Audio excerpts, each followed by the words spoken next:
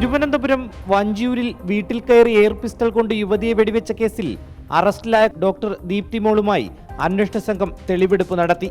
തിരുവനന്തപുരം പാൽക്കുളങ്ങരയിലുള്ള വെടിയേറ്റ ഷിനിയുടെ വീട്ടിലുൾപ്പെടെയാണ് തെളിവെടുപ്പ് നടത്തിയത്. Thiruvananthapuram judicial first class magistrate കോടതി കസ്റ്റഡിയിൽ വിട്ടതിനെ തുടർന്നാണ് പ്രതിയുമായി അന്വേഷണ സംഘം തെളിവെടുപ്പ് നടപടികൾ പൂർത്തിയാക്കിയത്. ഷിനിയുടെ ഭർത്താവ് സുജിത്തും ദീപ്തിയും തമ്മിൽ നേരത്തെ സൗഹൃദത്തിലായിരുന്നു. പിന്നീട് ഇവർ തമ്മിൽ പിണങ്ങി. പിണക്കത്തെ തുടർന്നുണ്ടായ മനോവിഷമത്തിലാണ് സുജിത്തിന്റെ ഭാര്യ ഷിനിയെ ജൂലൈ 28 രാവിലെ 8:30 പാൽക്കുളങ്ങരയിലെ വീട്ടിലെത്തി ദീപ്തി ആക്രമിച്ചത്. സുജിത്തിനെ കാണാൻ ദീപ്തി മാലിദ്വീപിൽ പോയതിന്റെ രേഖകൾ പോലീസിന് ലഭിച്ചിട്ടുണ്ട്. സുജിത്ത് തന്നെ ഒഴിവാക്കുവാൻ ശ്രമിച്ചതിനാലാണ് ഭാര്യ ഷിനിയെ ഉപദ്രവിക്കാൻ തീരുമാനിച്ചതെന്ന് ഡോക്ടർ മൊഴി നൽകിയിട്ടുണ്ട്. ഷിനിയുടെ വീട്ടിലെത്തിയ ദീപ്തി എയർ പിസ്റ്റൾ ഉപയോഗിച്ച് 3 തവണയാണ് വെടിയുതിർത്തത്. ആക്രമണം ചെറുക്കുന്നതിനിടെ മൂന്നാമത്തെ പെല്ലറ്റ് ഷിനിയുടെ വലതുകൈയിൽ തുളച്ചുകയറി.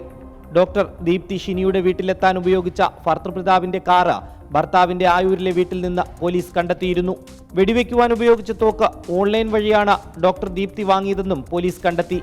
CCTV ക്യാമറയിൽ പതിഞ്ഞ കാറിന്റെ ദൃശ്യങ്ങളും സൈബർ സെൽ വഴി ലഭിച്ച വിവരങ്ങളും കേന്ദ്രീകരിച്ച് നടത്തിയ അന്വേഷണത്തിലാണ് ഡോക്ടർ ദീപ്തി കുടുങ്ങിയത്. കൊല്ലത്തെ സ്വകാര്യ ആശുപത്രിയിൽ നിന്നായിരുന്നു ഡോക്ടർ ദീപ്തിയെ പോലീസ് കസ്റ്റഡിയിലെടുത്തത്. റിപ്പോർട്ടർ, തിരുവനന്തപുരം.